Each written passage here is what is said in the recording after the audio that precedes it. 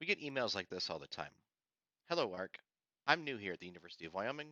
What must I do in order to use ARC systems? My name is Dylan Perkins. I am the End User Support Manager for the Advanced Research Computing Center, and the subject of this video are the things that you must have done before using any ARC systems.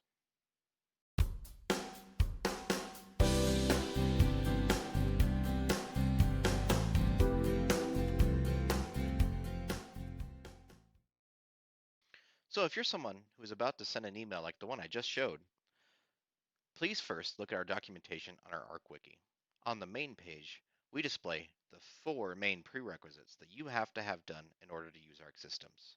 They are, number 1, you must either be a University of Wyoming faculty member or be sponsored by one. Number 2, you have to have an active University of Wyoming account.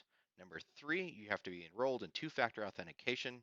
And number 4, you have to have internet access. The reason we require a sponsorship by the University of Wyoming faculty member is because if we're doing our job as a university, students will graduate and postdocs get another job. And all those contacts go away.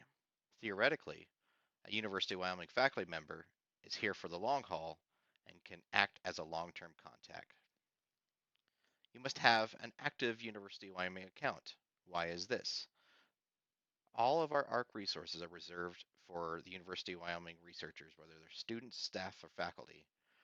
But we are aware of situations where people work with collaborators outside of the institution. We are aware that students graduate and continue to work with faculty members here at the university. In order to do this, you have to request what's called an external collaborator account. You can purchase this account from UWyo for $10 as a one-time setup fee. A link in order to request one of those is in the description below. You must be enrolled in two-factor authentication. Two-factor provides extra security. And so it's defined as something that you know, like a username and password, and something you have, like a smartphone app or a USB token like this YubiKey. One of the most frequently asked questions we get is, do I have to have a smartphone in order to use two-factor? And the answer to that is no, not necessarily. There's many ways in order to use 2FA here at UW. Number one is that smartphone app. It's easy to use and more frequently understood by people who use a daily smartphone or tablet. Number two, you can purchase what's called a YubiKey, which is this little USB key that you press for second factor. You can purchase one of these from the University of Wyoming IT for $50, and a link to purchase one of those is in the description below.